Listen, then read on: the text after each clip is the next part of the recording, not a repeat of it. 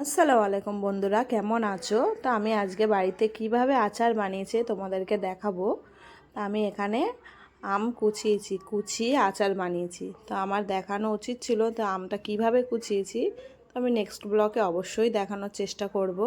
তা এখানে আমি আম ভালো করে ভিজিয়ে দিয়েছিলাম, পুরো কিনে ভিজিয়ে আমগুলো ছিলে নিয়ে তো আমি এগুলো যে কুড়নি দিয়ে সব কুচে এখানে মশলা তৈরি করেছি।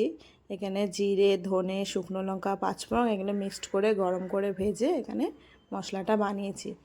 তো এখানে আমি আচারের মধ্যে নুন, হলুদ, কাঁচা লঙ্কা সব মিক্সড করে এখানে আমি ভালো করে মাখিয়েছি। তেল দিয়ে ভালো করে মাখিয়ে মশলা মাখিয়ে তো এখানে আমি বয়মে সব ভরে দিয়েছি। ভরে আরও তেল দিতে হবে আমাকে। তেল দিয়ে তো আমি আগে যখন কুচিয়ে নিয়েছি তখন রোদ্দুর দেখিয়েছি, তো আবারও এখন রোদ্দুর দেখাবো। তো এই যে ভালো করে মশলা মিক্সড করে নিয়েছি। মিক্সড করে আমি এই প্রথমবার বানিয়েছি। আমি আমি এই প্রথমবার আচার বানিয়েছি।